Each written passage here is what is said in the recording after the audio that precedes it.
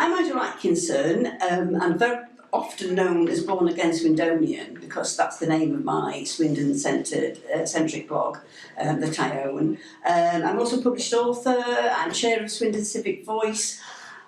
I wear a few hats. And I run a small business, which really is the blog. I mean, I do proofreading and proof editing, and it all overlaps and symbiotic, so I'm pushing it all through Born Again Swindonian. So that is me. What else are you involved in because of your love of Swindon?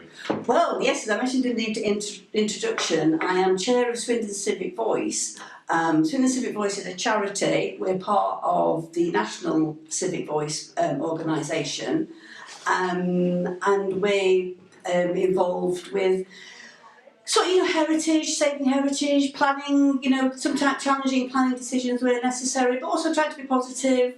I don't know if you're aware, but last year the Railway Village Conservation Area was voted England's favourite conservation area in a competition run by the National Civic Voice people, and that was us. That was Swindon Civic Voice. We were behind that, and that win played a large part in the Railway Village. Not the only factor, but a part of it, being awarded Heritage Action Zone status from Historic England, which is a big coup for Swindon. There are not many of these around. There are only 2 or 3 in the southwest. So the whole of the Railway Village Conservation Area, which is sort of just behind us, isn't it, is now this Heritage Action Zone building.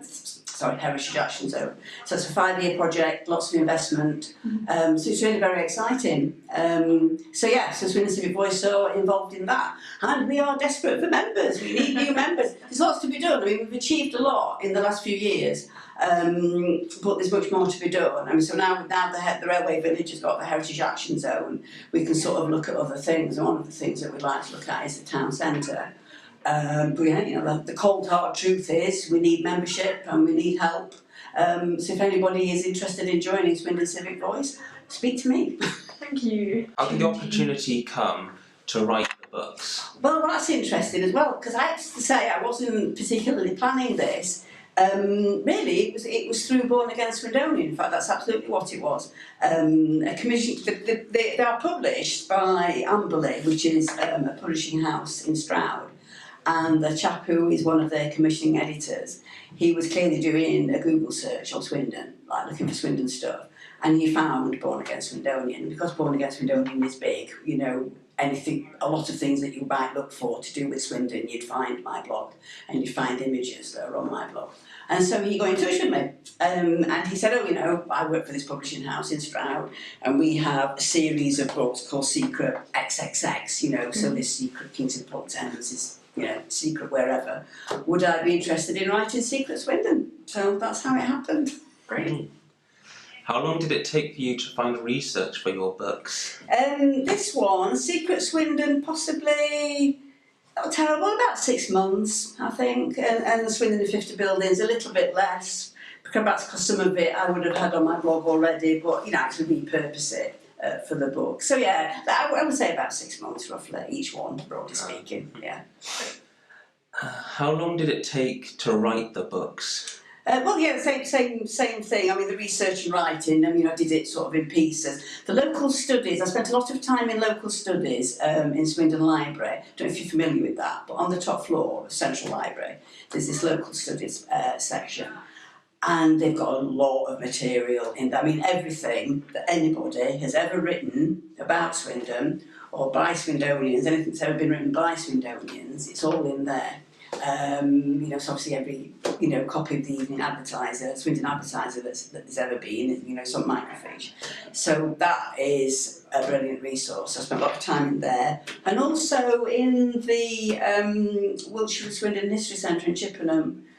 So basically, if local studies haven't got it, the chances are, that the Wiltshire and Swindon History Centre in Chippenham have got it. So I would do it in pieces. I'd think, right, I need to research this, find that, write about that, and then move on to the next bit, particularly with the buildings. What are your favourite bits in the books? Oh, interesting. So in this one, in Swindon in 50 buildings, apart from the obvious things of the Railway Village, and the David Murray John Tower, which I think is amazing. I really love the David Murray John Tower.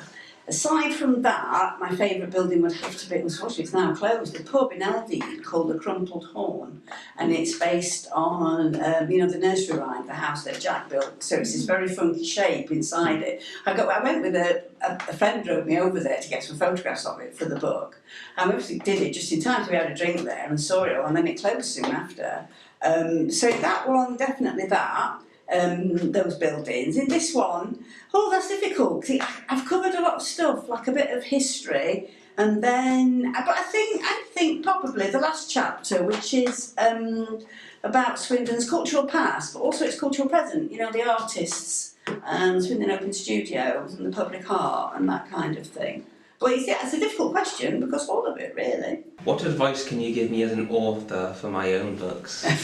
What subject are you writing? It's fictional. It's just more like fantasy and sci-fi. Oh, is it? Okay. This is a tricky question because in that I didn't plan this. It just happened to me, and I wasn't looking for a publisher and all that kind of thing. But I would say, do your research on suitable publishers. Certainly make sure you get it proofread, before you submit it to anybody. Join writing groups. But yeah, I certainly say do your research, look at suitable publishers. There must be, I'm sure, publishers that do particular genre of work, and that kind of thing. And yeah, join writers groups. I bet there are some. I bet they might talk to the library. They might know about writers groups. Because that's good for getting, mutual support and advice and all that kind of thing, isn't it? And yeah, but before you do anything with it, whether you self-publish or what, make sure it's proofread. Have you had any stories that you'd like to share with us about your publishing process? Yes. But either way, whether you have a publisher like I did for these or whether you self-publish, there's pros and cons. Obviously, if you self-publish, you have the risk, really. You've got to pay to get them published and all that kind of thing, and then you've got to get them onto Amazon, and then it's will they sell. With these, these are a lot of squeeze for not much juice, but should you sell it, then obviously what you sell is yours. The proceeds are all yours. Whereas with these, I don't make much money on these at all. There are a lot of squeeze for not that much juice. Mm-hmm. But the upside of having a publisher is that they've got the risk. They've got the risk. They're printing them. If they sell, they sell. If they don't, well, it's their loss. And also they've got the relationship with the bookshops. The wholesalers, Waterstones and the library in Swindon, and places like that. So there's pros and cons, and I can't be honest and say this has been a completely joyful process. Don't get me wrong, overall, of course, it's marvellous, because, there's another one as well. I've written a biography of a Swindon artist, and I've got a copy of that with me, called Ken White. So, I've got 3 publications to my name by Amberley, and they're in Waterstones, and they're in the library, and obviously that's a fantastic thing. I would say my main piece of advice is don't do it thinking you're going to make a lot of money.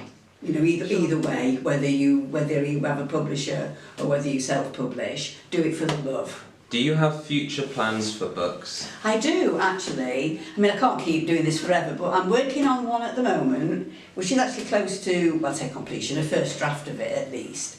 And it's a guidebook of Swindon, but not sort of a straight down the line guidebook. It's slightly more off the wall things, like urban exploration. I don't drive, so I walk a lot. So it's about urban exploration and walks and green spaces and that sort of thing. And it's going to have lots of lovely illustrated maps in. So because I've written all these different trails, do you know what I mean? I've worked out all these sort of activities of things that you can do for little or no money. So it's not about Steam and Lydiard and all of those things, as wonderful as they are, but they're on Visit Swindon and, they are elsewhere. So I'm looking for the more, unusual stuff.